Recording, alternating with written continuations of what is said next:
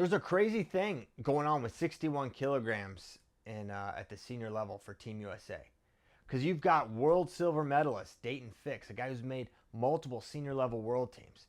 You've got Nashawn Garrett, a guy that's an NCAA champion who's also made world teams. You have Seth Gross, another world teamer in this weight.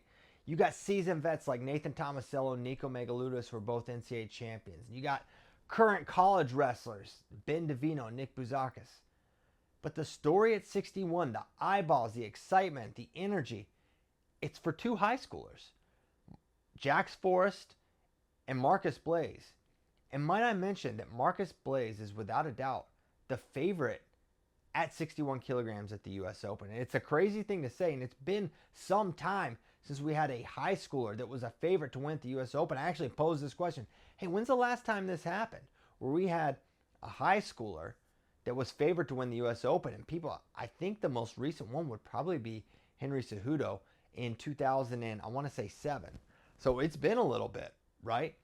And that's just how special Marcus Blaze is. This is a guy who last year, he beat Nashawn Garrett. He beat Dayton Fix. He gave Vito Arujau some really tough matches. He is very, very special. And then you have Jax Forrest, one of the most exciting wrestlers in the country. Slide bys, crazy scrambles, his fireman's carry. He has a lot of ways he can score. But he's got to prove something here. It's really tough because he was registered at U20s. Made the decision. I think he was having some really strong training sessions. And I think the people around him were like, hey, man, you might be ready to make a run here. And the cool thing for Jax and potentially Marcus, they can still wrestle in the U20 World Team should they not make the Senior World Team. So it's all plus side for them. They can still do the trials later on. So I can't wait to see how Jax Forrest fares. And he's going to have a number of tests here, including Dayton Fix, Nashawn Garrett, NATO, Nico Megaludis. But really, how does Ben DeVino look after a year of redshirt for Ohio State? He's been really tough. Most of his elite wins came on the folk style mat. How's he going to do wrestling freestyle? And then, of course, Nick Bouzakis. You never know what this guy's going to do. But don't forget, Nick Bouzakis is the guy that beat Jesse Mendez to make a U20 World Team. He's a very, very good freestyle wrestler. But for Marcus Blaze, is there also an element that, hey, his you look at him last year and everyone knew he was good, right? No one was surprised to see that Marcus Blaze could wrestle on the senior level.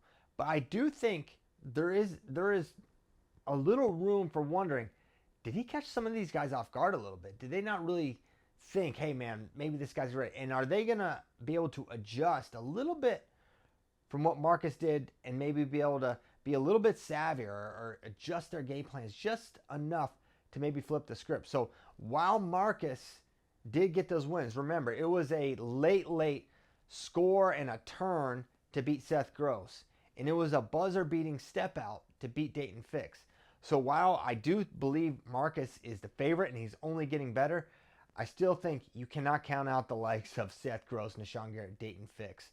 I can't wait for this weight class. I can't wait to see how Marcus Blaze looks. Truly one of the great high school wrestlers we've seen in a long time. And he is wrestling among, there's so many elite high schoolers. You've got him, you've got guys like D. Lockett, you've got Bo Bassett, Jax Forrest. I know I'm forgetting some amazing, amazing high school wrestlers, but I can't wait to see how Marcus does. It's going to be so much fun. It's going down this week at the U.S. Open. Friday and Saturday, you can watch Marcus Blaze, Jax Forrest, and the entire 61 kilogram weight class. I cannot wait for this one.